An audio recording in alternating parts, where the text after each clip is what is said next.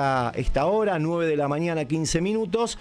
Tengo que saludar a Carlos Rosansky, ex juez de la Cámara Federal, del Tribunal número 1 de la ciudad de La Plata, dialogando con nuestra emisora y con Cruce. Aquí Pablo Martínez lo saluda. Carlos, ¿qué tal? Buen día. Hola Pablo, buen día, un gusto. Bueno, como siempre, agradecido por los minutos de charla. Me preguntaba si el protocolo se sintetiza en reprimir básicamente, pero entendemos que también hay mucho más que eso. Hubo como un escenario incluso preparado. ¿Se viene preparando un escenario para la represión? Sí, sin duda, pero además desde la propia redacción del protocolo, ni bien asume mi ley. El protocolo es solo parte de un plan mucho mayor, que es el aumento de la actitud autoritaria del gobierno, y que en este momento ya no lo pueden ocultar, se está transformando en un gobierno dictatorial.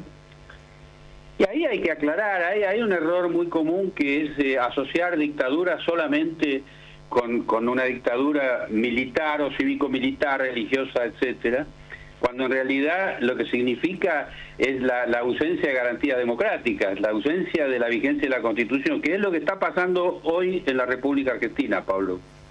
Está sucediendo eso, y también nos preguntábamos si en una movilización con las características que tuvo la de ayer, que además pasó a ser una movilización que tuvo disturbios simplemente porque las fuerzas de seguridad abrieron la instancia violenta. Primero, ¿quién controla las fuerzas de seguridad? Y después, ¿qué rol cumple también la justicia para esas personas que empiezan a sufrir todo tipo de apremio, no solo en la violencia de la misma represión, sino, por ejemplo, en las detenciones? Bueno, el rol de la justicia está obviamente disminuido en muchísima medida en todo el país a través del régimen de Javier Milei. Ahora, eso no quiere decir que no haya sectores del Poder Judicial de gente honesta, decente, que sí están dispuestos a aplicar la ley y la Constitución, que es el caso de la jueza que dejó en libertad anoche a los detenidos, ¿sí? Uh-huh. Esa fue una decisión acertada y fue también prudencialmente rápida en este caso. Claro, y es de aquellas medidas que hacen pensar que determinados personajes del Poder Judicial, insisto, decentes, honestos, pueden marcar la diferencia o deben marcar la diferencia. Lo que necesitamos es que sean muchos más, ¿no es cierto? Uh-huh. Pensaba también, Carlos, en lo que nos plantea como un plan mucho mayor, y también qué aspectos podemos pensar en un momento también esta represión llega en un momento muy particular del gobierno, ¿no? Claro, lo que pasa es que la represión siempre va en aumento a partir de la falta de soporte popular de un gobierno. Este gobierno no tiene en este momento ninguna clase de soporte popular, solo se sustenta en la violencia. Esta es la realidad. Ahora, hay algo que también venimos planteando hace mucho tiempo, que es la falta de preparación para dar respuesta a energúmenos como el que está gobernando. Uh-huh. La gente que tiene la responsabilidad de responder, estamos hablando Poder Legislativo e incluso Poder Judicial, no parecería tener la preparación para elaborar respuestas.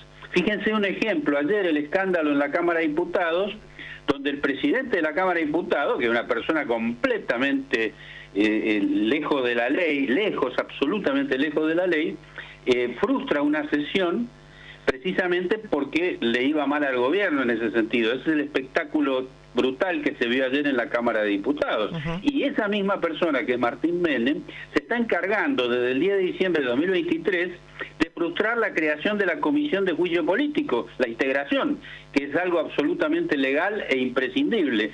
Con eso logran frenar todos los pedidos de juicio político. Nosotros solo ya hemos hecho 7 pedidos.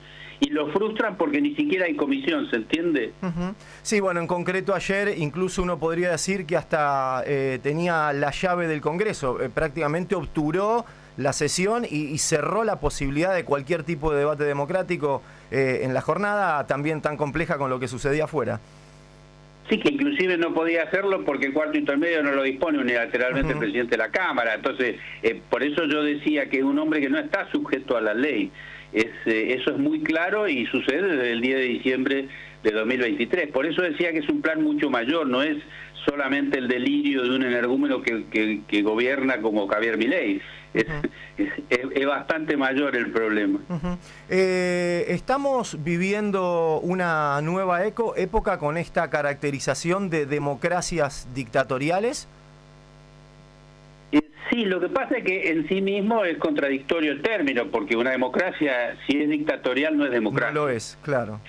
Lo que pasa es que hay mucha reserva a la hora de hablar, especialmente de parte de políticos, que se resisten a decir, por ejemplo, que no estamos viviendo en este momento una democracia.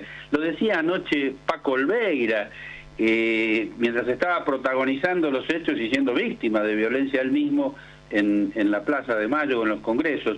La democracia presupone una cantidad de cosas que todos conocemos porque aprendemos desde la escuela primaria, que hoy no se están dando. ¿De acuerdo? Es decir, si se le retienen millones de kilos de alimentos a las personas hambrientas, si se le niega medicamentos oncológicos a las personas enfermas de cáncer, empezando por los niños, se podría hacer una larga lista de crímenes que está cometiendo el gobierno. En ese contexto, hablar de democracia es tonto, realmente es querer utilizar palabras que no son aplicables.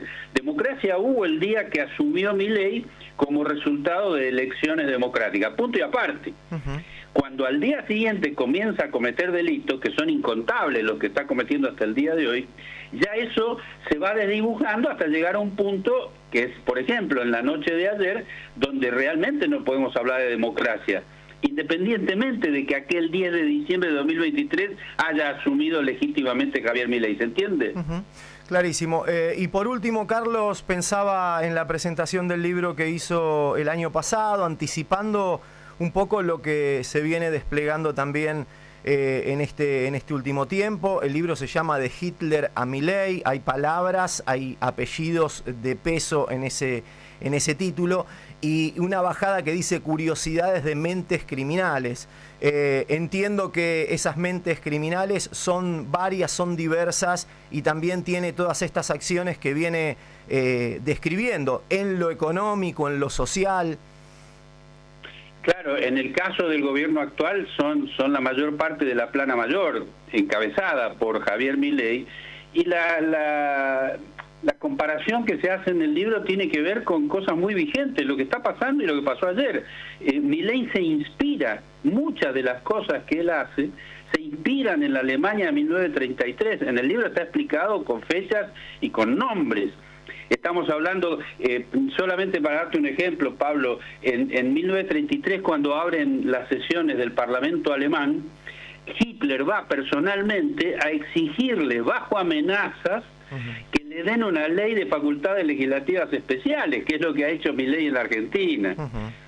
Esto es textual, es parte de la historia del mundo. Y previamente lo que hace es encarcelar opositores para que estén disciplinados los que quedan en el Parlamento. Y así fue que le votaron la ley que hoy sería la ley base de Milei. Entonces, ver esas similitudes permite entender mejor lo que nos está pasando y, en consecuencia, elaborar respuestas que sean proporcionales a la agresión que está viviendo el pueblo. Bien, por último, consultarlo, Carlos, sobre ese futuro, digamos, que nos propone de que de esta hay que salir, digamos, definitivamente, y pensar también en los sectores que tienen que ir agrupándose para frenar esta instancia.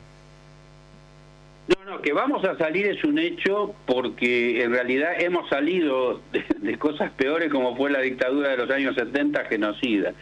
Y como han salido en el mundo, los regímenes como los de Hitler o Mussolini han caído también.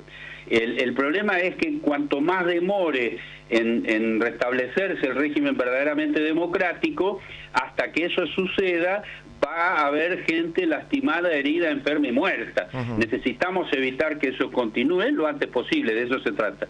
Le agradezco.